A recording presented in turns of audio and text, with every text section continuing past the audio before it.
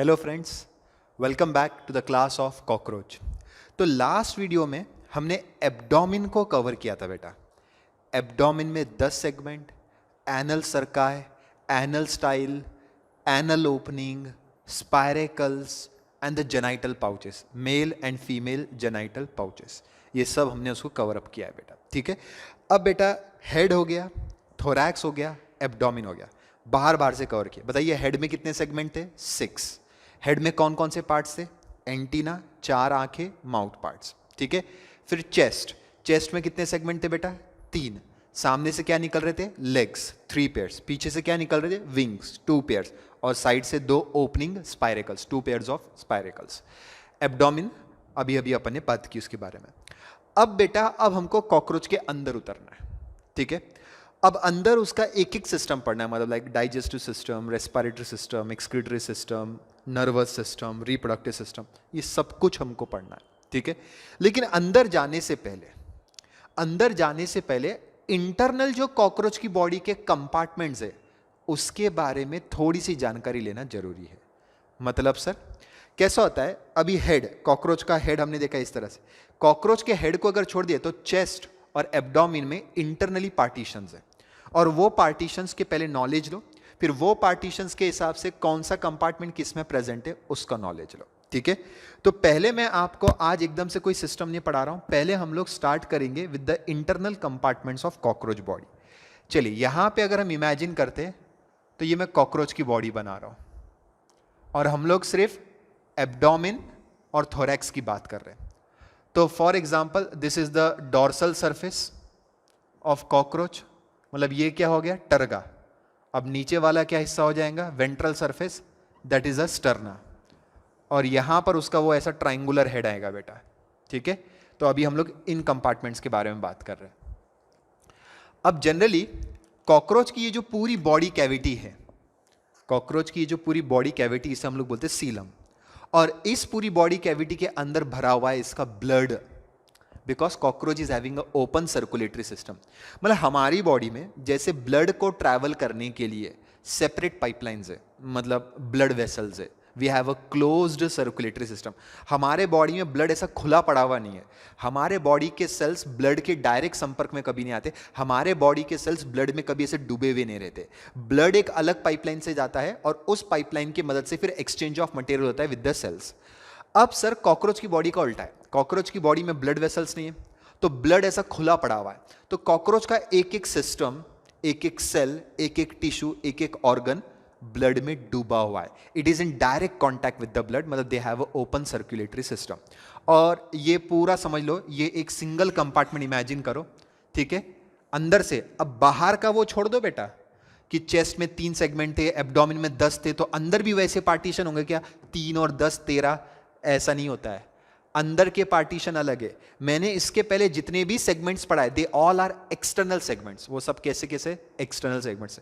अब मैं internal compartments की बात कर रहा हूं। तो जनरली क्या करते हैं, ये बड़े से कंपार्टमेंट में जिसमें ब्लड भरा हुआ है, ठीक है, तो जनरली हम लोग इसे बोल देते क्या नाम? हीमोसिल। क्योंकि कॉकरोच का जो ब्लड है उसका नाम होता है हीमोलिम्फ, राइट?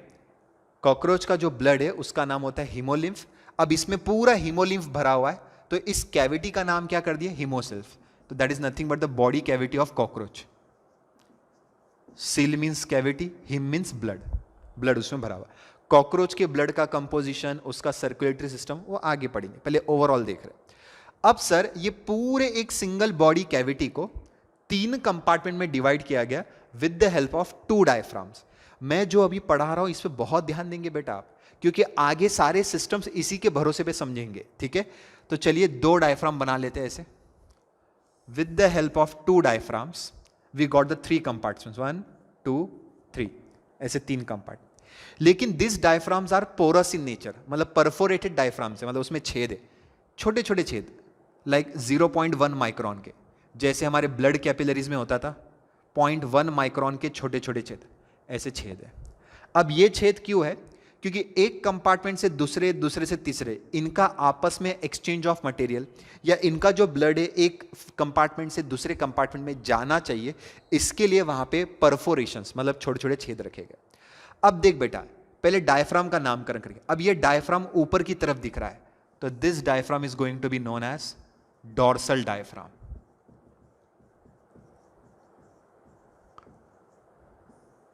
क्या नाम रखेंगे इसका? Dorsal diaphragm. ये डायफ्राम अब नीचे की तरफ दिख रहा है, तो इसमें नो डाउट इसका नाम क्या रहेगा बेटा? Ventral diaphragm. अच्छा, हमारी बॉडी में जो डायफ्राम है ये बिल्कुल भी वैसा नहीं है. हमारे पास भी एक पार्टीशन है ना, मस्कुलर डायफ्राम है. ये मस्कुलर नहीं था, मेम्ब्रेनस था. हमारी बॉडी में जो डायफ्राम है वो कैरेक्टरिस्टिक ऑफ मैमल्स है. ऐसा बोला जाता है कि एनिमल किंगडम में जब आप पढ़ते हो कि diaphragm is found only in mammals, फिर कॉकरोच में भी तो सर आपने डायफ्राम लिखाया था, ये तो इनवर्टिब्रेट से, नॉन कॉर्डेट से, अर्थ्रोपोडा में आता है सर. फिर ये कैरेक्टरिस्टिक कैसे क्या हुआ कि हमारे पास ही डायफ्राम? अरे बेटा, हमारा डायफ्राम अलग है, इनका डायफ्राम अलग है. सिर्फ नाम सेम है लेकिन जमीन आसमान का फर्क है.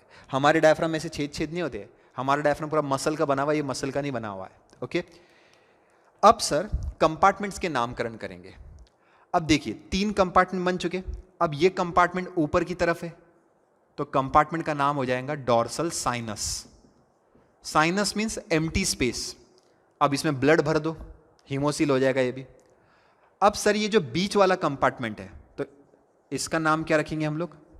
Middle sinus. और ये नीचे की तरफ है, तो चलिए बताइए बेटा अब इसका नाम क्या होगा? Ventral sinus.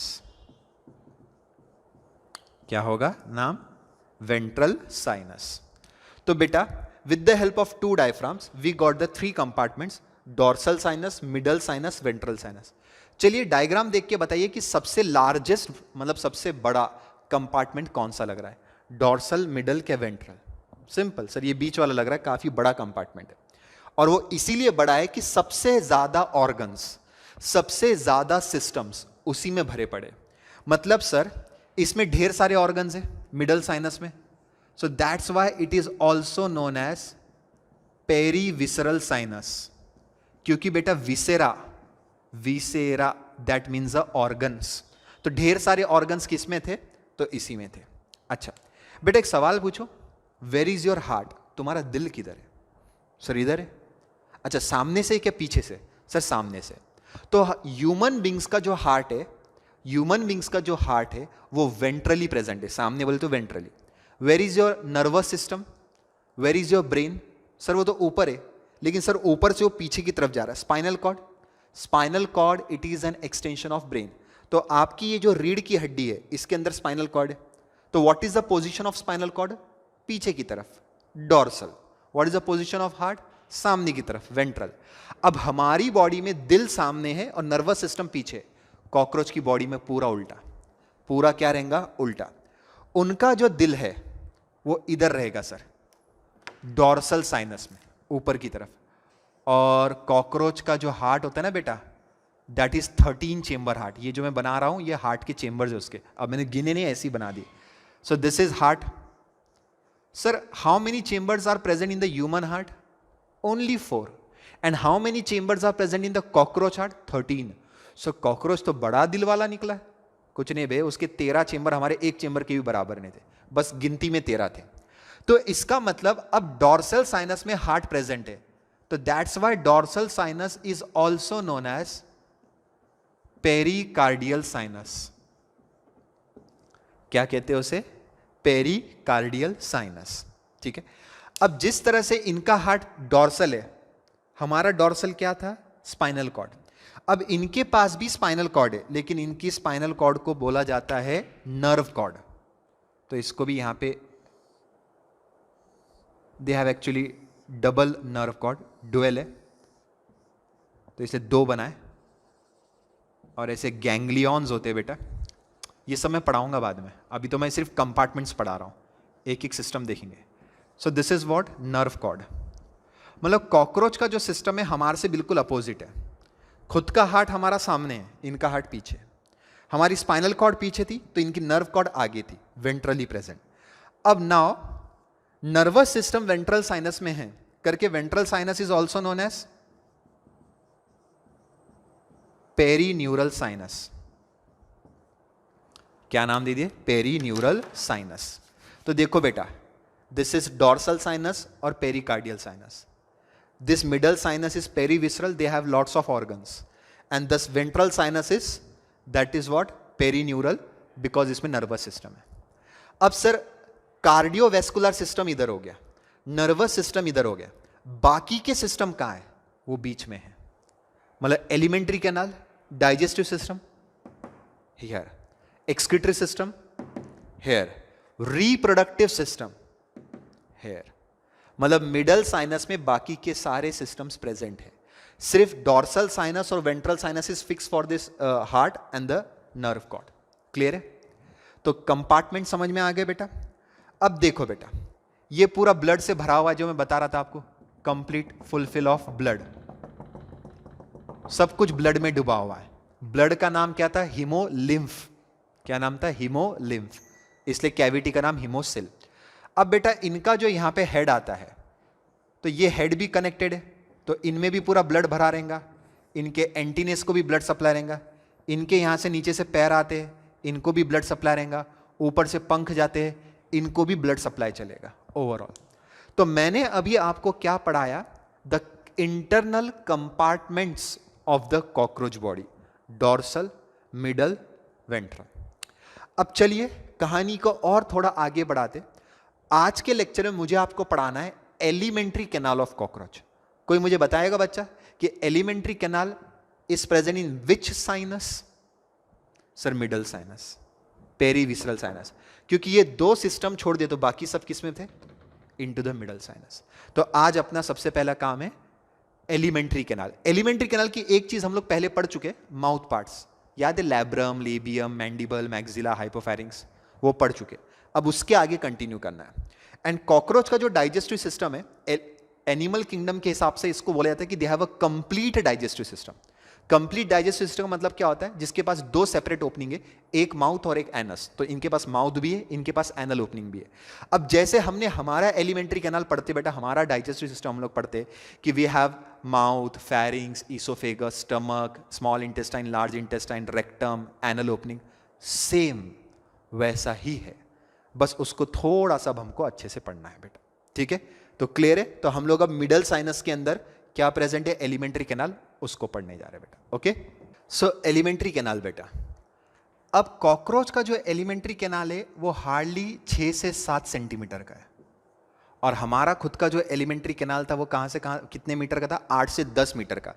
बेटा पूरा कॉकरोच ही 5 सेंटीमीटर का था, मैक्सिमम 5 सेंटीमीटर का था, याद है ना? स्टार्टिंग में लेंथ लिखा की थी। और उसमें अगर 6 से 7 बोले तो उसकी तो लेंथ से ज्यादा ही हो गया।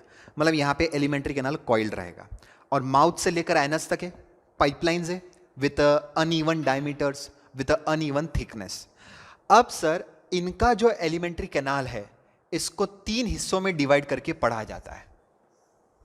ठीक है, तो पहले हम लिस्ट तैयार कर रहे हैं, फिर एक एक हिस्सा अच्छे से पढ़ेंगे।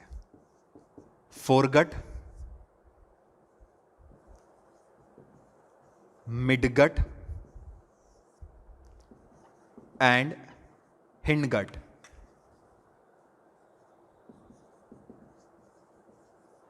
एक्चुअली ये हमारे बॉडी में भी चलता है। गट मतलब होता है एलिमेंट्री कैनाल, फोर मीन्स पहला वाला, मिड मीन्स मिडल वाला, और हिंड मीन्स आखिरी वाला। जैसे माउथ से लेकर स्टमक तक हमारी बॉडी में बोलते हैं फोरगट। फिर इंटेस्टाइन्स आ जाते हैं मिड गट में, और लार्ज इंटेस्टाइन से थोड़ा आगे का जैसे कोलॉन, सीकम वगैरह वो आ जाते हैं रेक्टम, एनल कैनाल, वो किस में आ जाता है? हिंड गट में। अब इनकी बॉडी में डिविजन्स कैसे किए गए? अब सबसे पहली चीज क्या होता है सर? कॉकरोच कुछ भी खा लेता है, कुछ भी। मैं कहता ना, लेदर, पेपर, कोई भी, मतलब vegetables, non veg, anything they can eat. तो वो लोग कुछ भी खा लेते हैं। अब कुछ भी खाने के बाद वो लोग चबाते ढंग से नहीं है। अब अगर कोई फूड पार्टिकल जो बहुत रफ है, कोर्सर है, हार्ड है, उसको उन्होंने ऐसी निगल लिया। सर उनके मैंडिबल्स थे ना, वो साइड टू साइड मूवमेंट कर रहे थे, चबा रहे थे। आप भी खाना बेटा कितना चबाते हो? जैसे आपने अपने दांतों से खाना चबाया, लेकिन ठीक से नहीं चबाया और उसको निगल लिया, और वो फूड पार्टिकल काफी हार्ड था, काफी रफ था। जैसे ही वो अंदर जाएगा, अंदर नाजुक होता है पाइपलाइन, तो अंदर से पूरा काटना शुरू करेगा तुम्हारे पाइप को, अंदर पूरा एब्रेशंस, पूरी इंजुरी करना शुरू करेगा बेटा। सेम कॉकरोच की भी हालत है। अब कॉकरोच क्या होता है? ठीक से चबाता नहीं, थोड़ा बहुत चबाता है और अंदर निगल लेता है।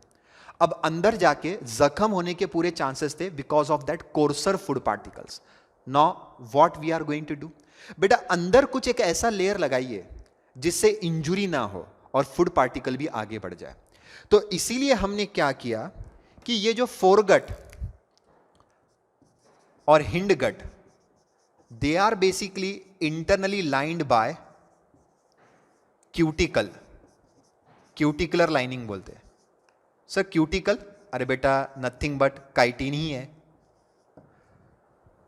हेयर ऑल्सो सेम, इंटरनली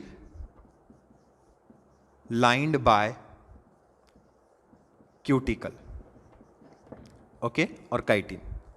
तो सर आप, मुझे समझ में नहीं आ रहा है कि आपने हिंड गट में लगा दिया और फोर गट में भी लगा दिया, फिर मिड गट को क्यों छोड़ दिया? बेटा एक बात समझ ले, काइटिन और क्यूटिकुलर लेयर अंदर से लगने के बाद जख्म होने के चांसेस बिल्कुल भी नहीं थे। They prevents the abrasion caused by the food particles, उससे प्रिवेंट करेंगे। लेकिन बेटा कहीं ना कहीं ये जो काइटिन और क्यूटिकल है, ये इसमें से चीजें एब्जॉर्ब नहीं हो पाएंगी, आर पार नहीं जाएंगी। जैसे तुम्हारा स्मॉल इंटेस्टाइन था जहां पे न्यूट्रिएंट्स का एब्जॉर्प्शन होता है, खाना खाते ही क्यों थे बेटा? ताकि हमको न्यूट्रिएंट्स एब्जॉर्ब होके फिर उसको ब्रेक डाउन करके एनर्जी मिले for the metabolic activities of the body. अब सर अगर इनके पूरे एलिमेंट्री कैनाल में काइटिन आप लगा दोगे फोर गट से लेकर हिंड गट तक, तो न्यूट्रिएंट्स एब्जॉर्ब नहीं होंगे, क्योंकि chitin is a non absorptive, वो मतलब एब्जॉर्ब नहीं करने देगा चीजों को। तो इसलिए मिड गट हमने छोड़ा, फोर गट में हम लोग खाना डाइजेस्ट करेंगे और ज्यादातर यहां पे एब्जॉर्ब करेंगे, और फिर ये बचा वेस्ट प्रोडक्ट वाला हिस्सा जहां पे अनडाइजेस्टेड फूड पार्टिकल्स हम लोग भेजेंगे। तो एक तरह से अगर मैं आपको समझाने की कोशिश करूं तो एमसीक्यू क्या है कि पूरे एलिमेंट्री कैनाल में कहां पे क्यूटिकल एब्सेंट था? तो answer is midgut. Midgut is also known as mesenteron, ठीक है। It is also known as ventriculus and it is also known as true stomach, ठीक है। इसके अनदर नेम पहले लिखा दिया। सर आप क्या बताने की कोशिश कर रहे हो? मैं ये बताने की कोशिश कर रहा हूं बेटा, भले ही इसका नाम ट्रू स्टमक है, अब तुम खुद के स्टमक को इमेजिन कर रहे होंगे। मैंने डाइजेस्टिव सिस्टम में तुमको पढ़ाया है बेटा, मैंने ये तुमको पढ़ाया है डाइजेस्टिव सिस्टम में कि स्टमक में फूड टेम्पररी स्टोर होता है और वहां पे उसका डाइजेशन होता है, like mechanical digestion as well as the chemical digestion. तो क्या इनके स्टमक में भी ये होता है? बेटा इनके पास जहां पर स्टमक बोला गया है और वो जो रोल प्ले कर रहा है, मतलब ये स्टमक इनके बॉडी में जो रोल प्ले कर रहा था, हमारी बॉडी में वो कौन रोल प्ले कर रहा था पता है? Small intestine. कौन रोल प्ले कर रहा था? Small intestine. सर कंफ्यूज क्यों कर रहे हो? बेटा मैं कंफ्यूज नहीं कर रहा हूं, मैं लिख देता हूं पहले। Maximum digestion and maximum absorption takes place in the mid gut of the cockroach. यहां पे चलता है बेटा। डाइजेशन भी पूरा केमिकल होगा, एंजाइमेटिक डाइजेशन होगा, एंजाइम्स कौन बनाने वाले वो भी मैं बता दूंगा आपको, लेकिन यहां पर केमिकल डाइजेशन और न्यूट्रिएंट्स का। तो ऐसी चीज मैंने इंसानों में कहां लिखाई थी? ये जो दो शब्द है मैक्सिमम डाइजेशन मैक्सिमम एब्जॉर्प्शन, ये मैंने हमारी बॉडी में कहां पे लिखवाए थे? स्मॉल इंटेस्टाइन को। मतलब हमारी बॉडी में जो स्मॉल इंटेस्टाइन कर रहा है, उनकी बॉडी में वो कौन कर रहा था? Midgut, mesenteron, ventriculus, true stomach. Clear है यहां तक? अच्छा सर मिडगट में कोई हिस्से नहीं है, कोई पार्ट्स नहीं है, वो पूरा एक पाइपलाइन है, लेकिन यहां पर पार्ट्स है। तो इनके पार्ट्स के नाम मैं लिखा देता हूं जहां से ये शुरू हो रहे। तो सर ये है हमारा right from the mouth, pharynx, oesophagus,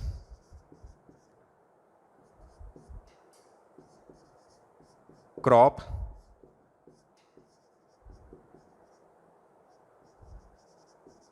and the gizzard. इतने हिस्से हमको फोरगट में पढ़ने हैं। Mouth, pharynx, oesophagus, crop, gizzard. मतलब gizzard is the last part of foregut, और ये गिजार्ड किसको कंटिन्यू करेगा? मिडगट को, मतलब ये जंक्शन हो जाएगा, ठीक है। अब मिडगट के बाद आता है हिंडगट। हिंडगट में भी तीन हिस्से बेटा। The first one is ileum, then colon and the rectum. नाम बिल्कुल जाने पहचाने हैं, ठीक है, जैसे अपन पढ़ते वैसी नाम जाने पहचाने हैं, लेकिन बेटा सीक्वेंस अलग अलग है। अच्छा, रेक्टम की ओपनिंग को इधर क्या बोला गया? एनस। तो बेटा माउथ से लेकर एनस तक हमको ये सब पढ़ना है, ठीक है। अब बेटा ये मिडगट में यहां तक बता दिया, अब इन सब लोगों का रोल भी हमको साइमल्टेनियसली देखना है। अब चलिए मैं यहां पे एक डायग्राम बनाना शुरू करता हूं, आप डायग्राम पे फोकस करेंगे, साइमल्टेनियसली बनाते जाएंगे हम लोग। मान लेते हैं ये माउथ ओपनिंग, फिर दिस इज फेरिंग्स, और कंटिन्यू करते हैं, दिस इज ईसोफेगस, और फिर ये ईसोफेगस डायलेट होता है, सैक लाइक डायलेशन, इसे बोलते हैं क्रॉप। क्या बोलते हैं? क्रॉप। फिर यहां से एक ऐसा structure that is a gizzard,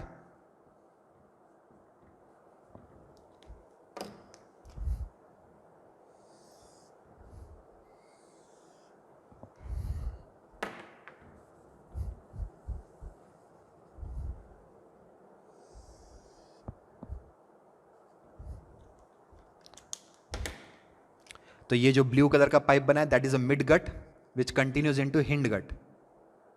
अब ये हिंड गट का पहला हिस्सा दैट इज अ इलियम, फिर वहां से थोड़ा डायलेटेड पार्ट आएगा,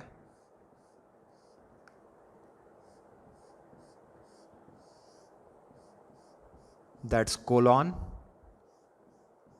और फिर ये और थोड़ा और डायलेट होगा,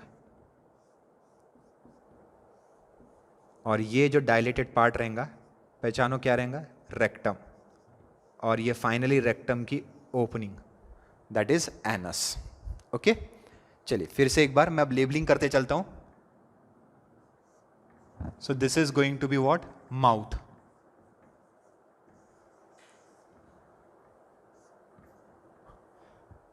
एंड उसके बाद ये है फेरिंग्स। फेरिंग्स बहुत छोटा सा हिस्सा है, सिर्फ गर्दन तक ही होता है, कंटिन्यूज इनटू ईसोफेगस,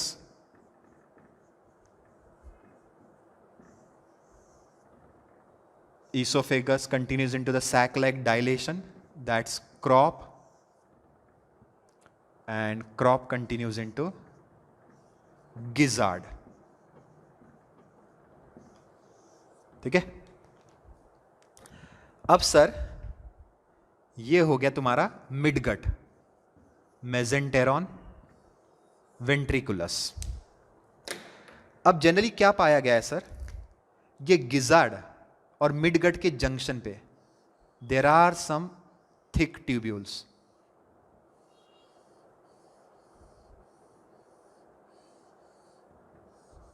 ठीक है? And this thick tubules are hepatic caeca. जैसे हमारी बॉडी में लीवर होता है ना बेटा, उनकी बॉडी में हेपेटिक सीका होता है। ठीक है, बताऊंगा उसके बारे में भी। अब सर ये मिडगट पाइपलाइन है, फिर ये हिंडगट में कंटिन्यू होगी। अब ये हिंडगट का पहला हिस्सा दुबला पतला सा दैट इज इलियम, फिर ये थोड़ा ब्रॉड है बेटा दैट्स कोलॉन, ये उसका सैक लाइक डायलेशन, रेक्टम, और ये उसकी opening that is anus.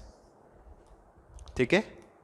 So foregut, midgut, hindgut खत्म नहीं हुआ अभी, ध्यान दीजिए। और अब मिडगट और हिंडगट का जंक्शन, मतलब ये मिडगट और इलियम का जंक्शन, यहां से कम पतले पतले पतले येलो कलर के बहुत सारे पाइप्स निकलते हैं, 100 से 150,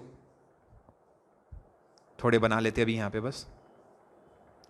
और इन पाइपलाइन का नाम है मालपीजियन ट्यूब्यूल्स। क्या नाम है इन पाइपलाइन का?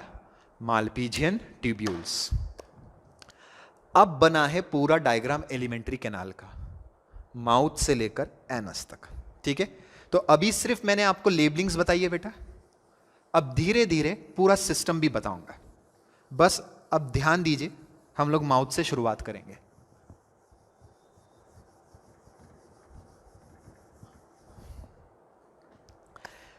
चलिए बेटा, हमारे पास जैसा है इनके पास थोड़ा सा अलग है, तो थोड़ा हमेशा कंपेयर एंड कॉन्ट्रास्ट करते रहना पड़ेगा।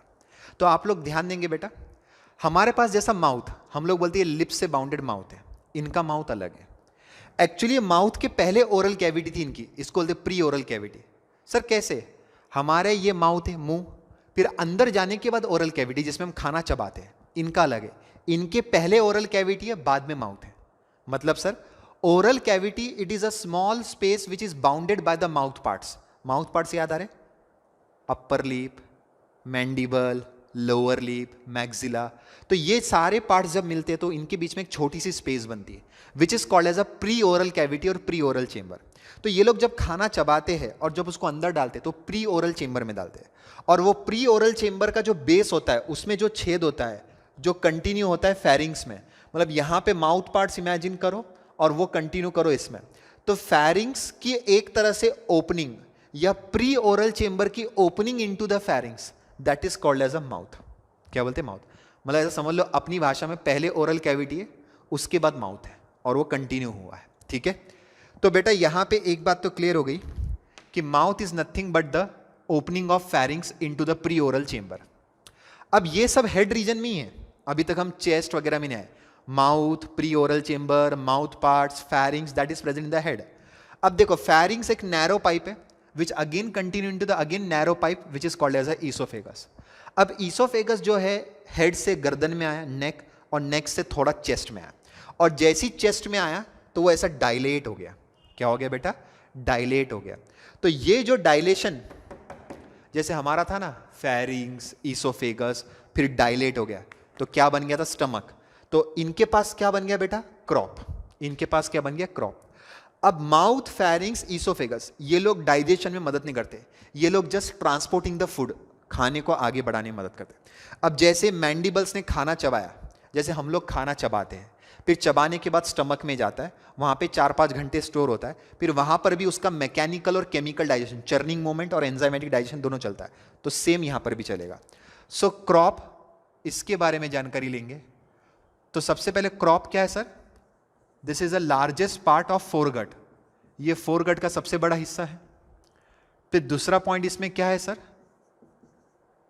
It is a store house, मतलब it is responsible for temporary storage of food, right. और इसकी लोकेशन बताइए, तो 4 to 5th एब्डोमिनल सेगमेंट, मतलब चेस्ट तो क्रॉस कर ही लिया उसने, चेस्ट क्रॉस कर ही लिया ये पूरे कंपार्टमेंट ने। ये इतना बड़ा कंपार्टमेंट है कि कॉकरोच क्या करता है, कुछ भी ऑब्जेक्ट लेता है, चबाता है और निगलते आता है, और इसमें लाके स्टोर करते रहता है। अब बेटा जैसे अपने स्टमक में चर्निंग थी, ग्राइंडिंग ऑफ फूड, और एक बार ग्राइंड करना जरूरी क्योंकि यहां पे ठीक से चबाया नहीं, कैसे कैसे चबा के बड़े बड़े टुकड़े निगल लिए गए।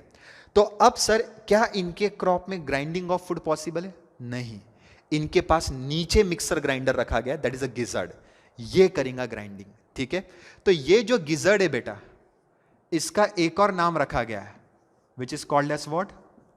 प्रोवेंट्रिक्यूलस। क्योंकि मिडगट का नाम क्या था देखिए, midgut is known as ventriculus, तो वेंट्रिकुलस के पहले है तो नाम क्या पड़ गया? प्रोवेंट्रिकुलस और गिजार्ड। अब मैं गिजार्ड के बारे में बताता हूं। गिजार्ड के अंदर काइटिन के बने हुए 6 दांत है, दांत, 6 टीथ। ठीक है, मैं बताता हूं आपको कैसे।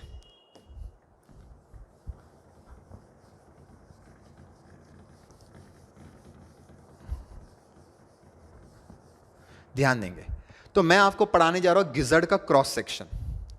तो मान लेते ये गिजर्ड है बेटा, ठीक है, और इसमें काइटिन के बने हुए टीथ। आप अपने घर में मिक्सर ग्राइंडर को इमेजिन करो बेटा। मिक्सर ग्राइंडर का जो यूटेंसिल होता है, जो अपन बोलते हैं ना भांडा होता है, उसके अंदर वो स्टेनलेस स्टील के प्लेट्स होते हैं पीसने के लिए, ग्राइंड करने के लिए, सेम वैसी यहां पे। लेकिन वो कितने स्टेनलेस स्टील के प्लेट्स है? 6, काफी ज्यादा है सर, हमारे मिक्सर ग्राइंडर में इतने होते नहीं है। 1 2 3 4 5 और ये बन गया छठा, लाइक दिस। ठीक है, तो ये क्या है? दिस आर द टीथ, और ये किसके बने हुए? Chitin, obviously the toughest material in the body of cockroach, chitin के बने हुए। अब मान लेते बेटा कि ये मिक्सर घूम कैसे रहा है, ये भिंगरी घूम कैसे करी, बुंग बुंग, मिक्सर पीसा जाता ना तो करंट देते अपन। तो सर यहां पे मस्कुलर मूवमेंट्स, मैं आपको क्लियर बता दूं कि यहां पे पूरे ऐसे मस्कुलर मसल्स रहेंगे। This are the circular muscles right, this are the circular muscles. अब जब आपको ये पीसना रहेगा तो ये मसल्स जो है कॉन्ट्रैक्शन में जाएंगे, और कॉन्ट्रैक्शन में जाएंगे, इसको पूरा घुमाएंगे। मतलब देख अब करने क्या वाले, यहां पे फूड पार्टिकल्स है बड़े बड़े, यहां पे बड़े बड़े फूड पार्टिकल्स है जो स्टोर हुए। अब तुझे क्या ध्यान देना है कि ये बड़े फूड पार्टिकल्स जब मिड गट में जाएंगे तो उसका बिल्कुल फाइन पाउडर जाना चाहिए, एकदम पिसा हुआ, क्योंकि मिड गट बहुत नाजुक है। क्यों नाजुक है? क्योंकि उसके अंदर से काइटिन ने लगाया हुआ है। अगर ये बड़े टुकड़े खाने के as it is, these are the food particles, अगर ये food particle as it is नीचे चले गए तो मिड गट डैमेज हो जाएगा, और इसका पूरा ध्यान रखना है गिजार्ड को। तो बेटा जब हम मिक्सर में पीसते तो पीसने के बाद भी हम लोग ऐसा भांडा खोल के देखते कि पूरा इक्वल फाइन पाउडर हुआ कि नहीं, मतलब ऐसा समझ लो छान के लेने वाले। तो बेटा यहां पर हमने क्या बिठा दिए, वो ऐसे 6 काइटिन के प्लेट्स। अब वो लोग इसको पीसेंगे, राइट, मतलब ये लोग जब इसको पीसेंगे पूरी तरह से, तो यहां पर जो इनके बीच में ये जो ब्रिसल्स और ये जो गैप्स दिख रहे हैं, मतलब ये जो मेरा हाथ है, ये एक टीथ है, ये पीस रहा है।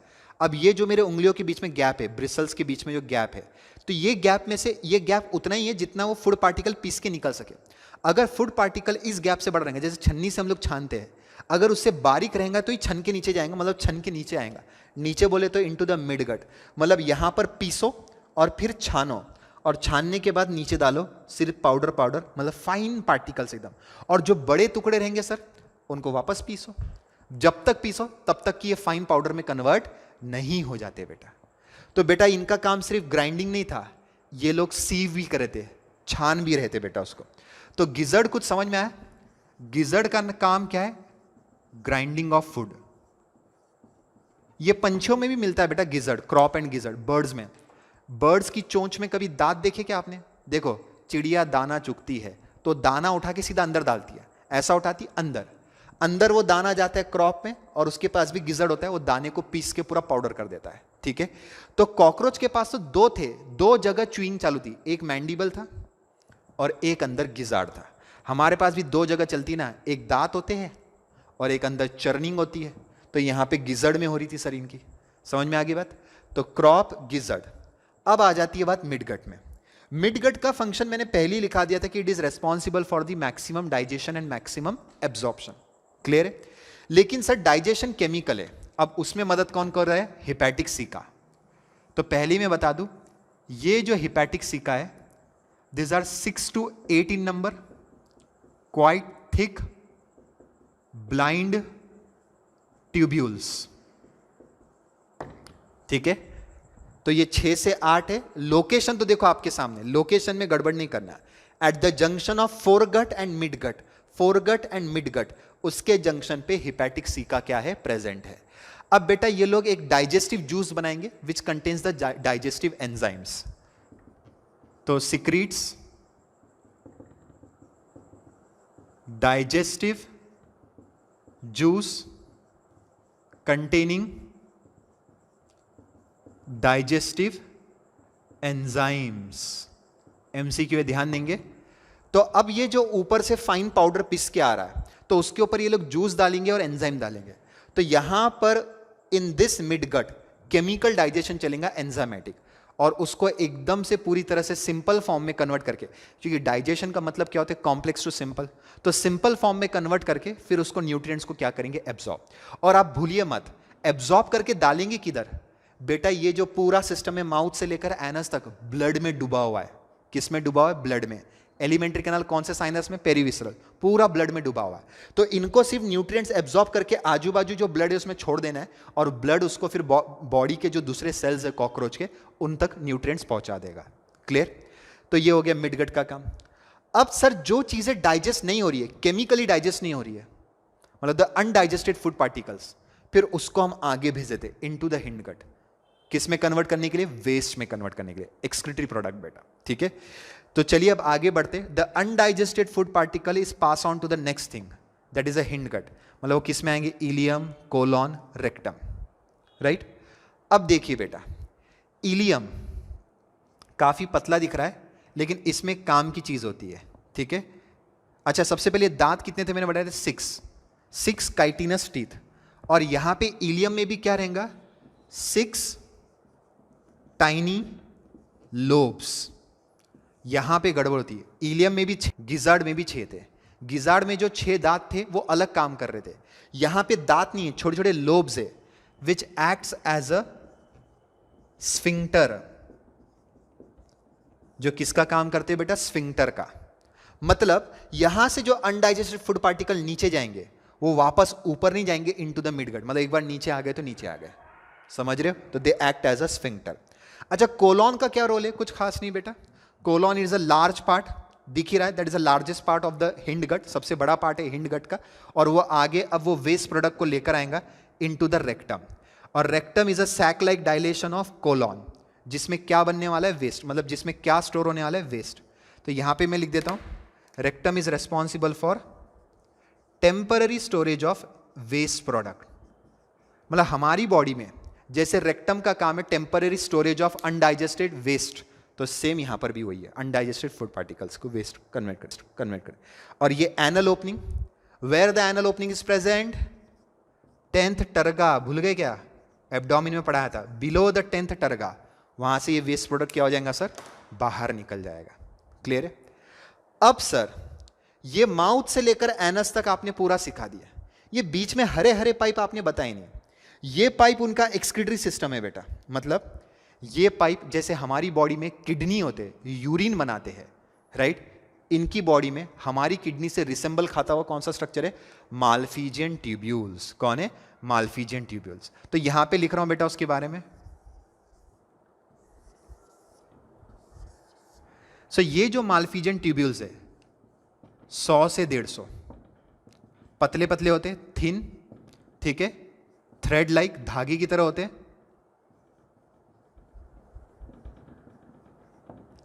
And yellow coloured. So it is similar to our kidney. अब ये 100 से 150 पाइपलाइन कहां पे प्रेजेंट है, location at the junction of midgut and hindgut. Midgut और हिंडगट के जंक्शन पे कौन है, माल्पीजियन ट्यूब्यूल्स, और फोरगट और मिडगट के जंक्शन पे कौन है, hepatic caeca. Now what is the function of this Malpighian tubule sir, excretion. So this is act like excretory system. ये माल्पीजियन ट्यूब्यूल्स ब्लड में डूबे हुए, 100 से 150 आजू बाजू पूरा ब्लड है, आजू बाजू पूरा ब्लड है, याद रखो। तो ये से ब्लड में डूबे हुए, तो ब्लड की गंदगी को एब्जॉर्ब करते हैं, और एब्जॉर्ब करके वो गंदगी इलियम में डाल देते, इलियम से कोलॉन, कोलॉन से रेक्टम। मतलब ये रेक्टम में सिर्फ अनडाइजेस्टेड वेस्ट प्रोडक्ट नहीं है, इस रेक्टम में माल्पीजियन ट्यूब्यूल से जो वेस्ट आएगा वो भी है। मतलब बेटा हमारी किडनी में यूरिन बनती है और एलिमेंट्री कैनाल में फीकल मैटर बनता है, और ये दोनों अलग अलग बाहर निकलते, because we have 2 separate opening. Urethra मतलब यूरिन की ओपनिंग अलग है और फीसेस की ओपनिंग अलग है। कॉकरोच में ऐसा नहीं होता है। कॉकरोच में यूरिन किसने बनाया, माल्पीजियन ट्यूब्यूल्स ने, मतलब उनके लिए जो यूरिन का काम है, इनकी यूरिन सॉलिड स्टेट में होती है, फिर वो जाएंगी इनटू द रेक्टम। रेक्टम में ऑलरेडी अनडाइजेस्टेड फूड पार्टिकल्स भी थे जो फीकल बन चुके थे। मतलब यहां पे रेक्टम में इनके यूरिन प्लस फीसेस दोनों मिक्स होंगे और दोनों ही एक साथ एलिमेंट्री कैनाल के बाहर आएंगे। और मैं आपको बता देता हूं कि इनकी यूरिन बोले तो क्या है, यूरिक एसिड। मतलब ये माल्पीजियन ट्यूब्यूल्स ने क्या बनाया, यूरिक एसिड। और यूरिक एसिड हमेशा सॉलिड स्टेट में जाता है, सफेद कलर का होता है बेटा। चिपकलियों का वेस्ट देखा है बेटा, चिपकली के वेस्ट में जरा अगर गौर से देखोगे तो 2 कलर होते हैं बेटा। एक कलर होता है डार्क ब्राउन और ब्लैक कलर, और एक होता है व्हाइट। सर आपके पास बड़ा समय मिल गया चिपकलियों की गंदगी देखने के लिए, क्या करें, घर घर में मिलती बेटा, ध्यान से देखिए। और सेम वेस्ट प्रोडक्ट होता है कॉकरोच का भी। उसमें जो व्हाइट कलर था बेटा वो था यूरिक एसिड, मतलब वो थी उनकी यूरिन, और जो ब्लैक और ब्राउन कलर था वो उनका था फीकल मैटर, जो उन्होंने जो भी खाना खाया था। तो कॉकरोच में भी क्या होता है, जब निकलते दोनों चिपक के निकलते, दोनों सॉलिड स्टेट में रहते, फीकल मैटर और यूरिन। यूरिन हमेशा white colour, crystalline white colour की रहेंगी, और वो यूरिक एसिड ही रहती है, राइट। तो बेटा अब ये तो एक्सक्रीटरी सिस्टम में मैं और पढ़ाऊंगा बेटा, फिलहाल अभी यहां पे तो ध्यान रखिए। तो यहां तक समझ में आ गया। तो ये हो गया तुम्हारा alimentary canal plus excretory system का थोड़ा सा रोल, और बाकी जो मैंने पढ़ाया उसको आपको ध्यान देना है। तो फोरगट, मिडगट, हिंडगट, इसके अंदर काइटिन लगा हुआ है, इसके अंदर काइटिन लगा हुआ है। ग्राइंडिंग ऑफ फूड किसका काम है? गिजर्ड। स्टोरिंग ऑफ फूड का किसका काम है? क्रॉप। डाइजेस्टिव एंजाइम्स कौन बना रहा है? हेपेटिक सिका। हेपेटिक सिका कहां प्रेजेंट है? Eight the junction of foregut and midgut. Maximum digestion और मैक्सिमम एब्जॉर्प्शन ऑफ न्यूट्रिएंट किस में हो रहा है? मिडगट, जिसका और एक नाम क्या है? मेसेंटेरॉन वेंट्रिकुलस। ठीक है। Ilium, colon, rectum. रेक्टम में क्या होता है? Temporary storage of faecal matter, temporary storage of urine. Urine कौन बना रहा है? Malpighian tubules. मालपीजियन ट्यूब्यूल्स क्या है? 100 से 150 पतले पतले येलो कलर के पाइप है which is present at the midgut and hindgut. Blood में से वेस्ट को एब्जॉर्ब करके बनाते हैं। अब सर एनल ओपनिंग कहां प्रेजेंट है? बीनीथ द टेंटरगा, जहां से यूरिन और फीकल मैटर सब एक साथ ही बाहर जा रहा है। गिजर्ड में कितने दांत थे? 6। और 6 का आंकड़ा किधर था? इलियम में। लेकिन वो क्या था? स्फिंक्टर की जैसा काम कर रहा था, जो एक बार गंदगी नीचे आई उसको वापस से मिडगट में जाने नहीं देगा बेटा। So that is all about the alimentary canal. ये सब किसके बारे में हो गया बेटा? एलिमेंट्री कैनाल, माउथ से लेकर आइनस। लेकिन सर हमारे एलिमेंट्री कैनाल के साथ साथ we have some substitute glands also, associated gland, जैसे सलाइवरी ग्लैंड होते थे। सर कॉकरोच में सलाइवरी ग्लैंड है? कॉकरोच को सलाइवा आता है क्या? कॉकरोच कभी थूकते हुए देखा है तुमने? नहीं, लेकिन सलाइवा आता है। सलाइवा इसलिए जरूरी ताकि वो फूड पार्टिकल को क्या करके सॉफ्ट। कॉकरोच के सलाइवरी ग्लैंड उसके चेस्ट में होते हैं, राइट। हमारे सलाइवरी ग्लैंड क्या है? हेड में, उसके चेस्ट में होते हैं। मतलब यहां पर कहीं तो उसके सलाइवरी ग्लैंड्स आएंगे, राइट। अब वो सलाइवरी ग्लैंड का डायग्राम मैं थोड़ा अलग से बनाता हूं। क्लियर है यहां तक? पहले तो इतना समझ में आ गया आपको। चलिए अब आगे बढ़ जाते सलाइवरी ग्लैंड्स की तरफ। So salivary glands of cockroach, it is 1 pair. और कहां पे प्रेजेंट है? चेस्ट में। डॉर्सोलैटरली रहता है ये, थोड़ा ऊपर की तरफ और आजू बाजू डॉर्सोलैटरली। ठीक है। नाउ सलाइवरी ग्लैंड ये बनता कैसे है? मतलब इसमें है ना 2 चीजें होती है। एक तो होता है रिजर्वॉयर जिसमें सलाइवा टेम्पररी स्टोर होगा, और 2 होते हैं ग्लैंडुलर लोब्स जिसमें सलाइवा बनता है। क्योंकि ग्लैंडुलर बोलने के बाद क्लियर हो गया, सिक्रीशन। और एक क्या हो गया? रिजर्वायर। मतलब एक रिजर्वायर, 2 लोब्स, ये तीनों चीजें मिला के एक सलाइवरी ग्लैंड बनाते हैं। और आपके पास कितना है? 1 पेयर। चलिए ध्यान दीजिए, डायग्राम में ध्यान दीजिए, मैं बताता हूं। ओके, डिफरेंट कलर्स इस्तेमाल करते हैं, थोड़ा सा बताता हूं मैं आपको यहां पे। सर मान लेते हैं कि ये पहले मैंने बना दिया उनके टैंक की टंकी जिसमें सलाइवा स्टोर होने वाला है।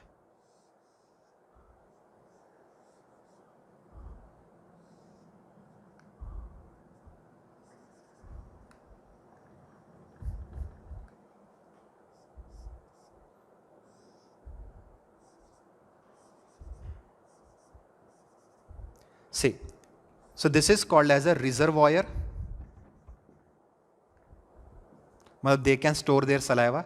Reservoir is also known as receptacle, another name.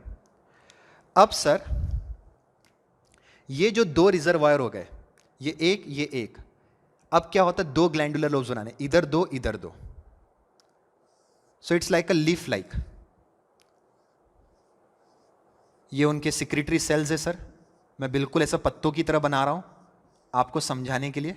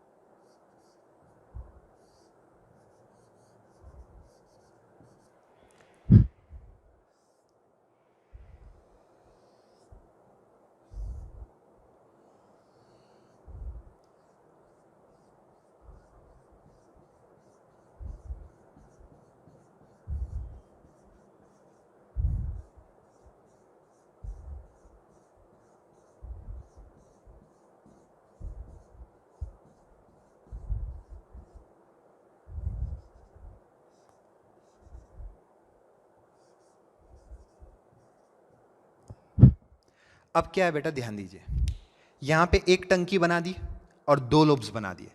These are the glandular lobes.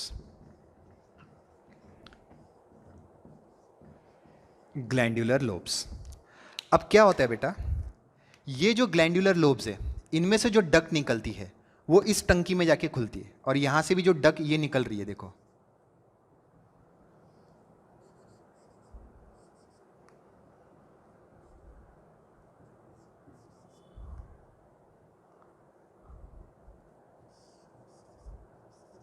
ठीक है. So these are the glandular ducts. अब ये डक्ट्स क्या होंगे, आपस में ज्वाइन हो जाएंगे. मैं जस्ट ज्वाइनिंग आपको थोड़ी सेपरेट करके बता रहा हूं ताकि थोड़ा सा आपको समझ में आए.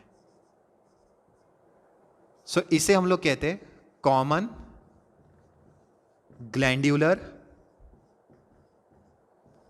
डक्ट. तो बेटा देखो, इधर भी दो ग्लैंडुलर लोब्स है, दो पत्ते दिख रहे हैं आपको, और एक रिजर्वायर है. तो ये एक सलाइवरी ग्लैंड हो गया और ये एक सलाइवरी ग्लैंड हो गया. अब ये बना के इसमें डालेंगे, ये सब होने वाला है. अभी फिलहाल पाइपलाइन पे ध्यान दो. अब सर मामला ये है कि जैसे आपके पास कॉमन ग्लैंडुलर डक्ट है तो वैसे कॉमन रिजर्वायर डक्ट भी रहेंगी. ये देखो, ये जो रिजर्वायर मैं यहां पे बना रहा हूं, ये रिजर्वायर की ये डक्ट्स जा रही थी, ये डक्ट्स जा रहे थे, ये जा रही उनकी डक्ट सिंगल सिंगल, और वो दोनों की डक्ट ज्वाइन हो गई यहां पे. और वो दोनों की डक्ट ज्वाइन होने के बाद हम इसे क्या बोलेंगे, that is a common reservoir duct. Common reservoir duct. अब फाइनली हमको क्या करना है, ये कॉमन रिजर्वायर डक्ट और ये ग्लैंडुलर डक्ट दोनों ज्वाइन कर देने हैं. ठीक है, चलिए इसको यहां से हटा देते, थोड़ा ऊपर डायग्राम जाएगा हमारा.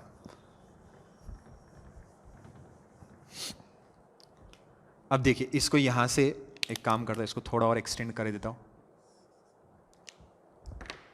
और ये अब इसमें जाके यहां पे ज्वाइन कर देते.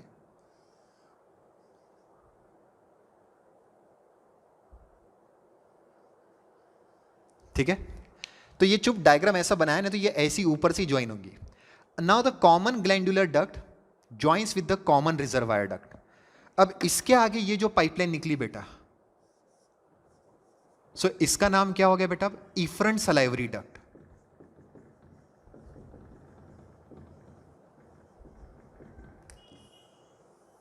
So what is efferent salivary duct? It is a combination of common reservoir duct and the common glandular duct, that is a efferent salivary duct. अब ये efferent salivary duct किसके नीचे जाके ओपन होंगी, हाइपोफेरिंग्स. याद है क्या, भूल गए, कॉकरोच की टंग बेटा, कॉकरोच की टंग, हाइपोफेरिंग्स, उधर जाके ये ओपन हो जाएंगी बेटा. ठीक है, मतलब सर ये जो माउथ था, ये माउथ के आगे माउथ पार्ट से, और उसमें टंग थी, और टंग के नीचे से, मतलब ये टंग थी, टंग के नीचे से ऐसी पाइपलाइन आ रही थी, इफरेंट सलाइवरी डक्ट. और अब आप देखो बेटा, ये इफरेंट सलाइवरी डक्ट कैसे बनी, from the common reservoir duct और कॉमन ग्लैंडुलर डक्ट. ग्लैंड्स का काम है सिक्रीशन ऑफ सलाइवा. इसमें सलाइवा में जैसे हमारा होता है बेटा, उसमें एंजाइम्स भी रहेंगे which is helps in the digestion. Enzymes के नाम पढ़ने की कोई गरज नहीं, कोई भी एंजाइम आएगा नहीं सिलेबस में. तो रिसेप्टेकल का काम था स्टोरेज और इनका काम था सिक्रीशन. इतना तो आपको समझ में आ गया. तो रिजर्वायर स्टोर्स सलाइवा और ग्लैंडुलर लोब्स सिक्रीट सलाइवा. ठीक है, अब जब भी कॉकरोच खाना खाएगा तो बेटा ये सलाइवा यहां से निकलेगा और टंग के नीचे जाएगा, और वो फूड पार्टिकल को सलाइवा से लपेटेंगे ताकि फूड पार्टिकल थोड़ा बहुत सॉफ्ट हो, ताकि जब वो अंदर आए तो इतना फ्रिक्शन क्रिएट ना करे, थोड़ा बहुत सॉफ्ट रहे. हमारे इधर भी तो होता है, जब खाना चबाते तो सलाइवा के साथ मिक्स करने का पर्पस क्या आता है कि फूड थोड़ा सा सॉफ्ट हो जाए बेटा. तो सेम यहां पर भी वही पर्पस है. सर ये पूरा डायग्राम है किधर, उस डायग्राम में बेटा ये जो पूरी चीजें थी, मैंने बोला चेस्ट में थी, मतलब on either side of the oesophagus. यहां से आ जाएगा बेटा, देखो ऐसा, ये ऐसा रिसेप्टैकल्स ऐसे आ जाएंगे, यहाँ से ऐसे लोब्स बन जाएंगे इनके, ग्लैंडुलर लोब्स वगैरह, इस तरह से वो प्रेजेंट रहेगा. ओके, तो डक्ट्स के नाम याद रखो, ग्लैंड के नाम. तो how many salivary gland, one pair, दो थे. और एक सिंगल सलाइवरी ग्लैंड कैसे बनता है, two glandular lobes one reservoir, two glandular lobes one reservoir. तो this is one salivary gland, this is one, तो हो गए टू. ओके, चलिए यहां पर हमने अब कंपार्टमेंट्स जो स्टार्टिंग में देखा था, डॉर्सल, मिडल, वेंट्रल, ये कंप्लीट किया. एलिमेंट्री कैनाल कंप्लीट किया, बहुत ही डिटेल में कंप्लीट किया. अब बहुत जल्द मिलेंगे बेटा with the extended version of cockroach, और सिस्टम पढ़ेंगे और कॉकरोच को आगे बढ़ाएंगे बेटा। तब तक के लिए सारे वीडियोस बार बार देखिए और अच्छे से समझने की कोशिश कीजिए बेटा। ओके, चलिए, थैंक यू सो मच।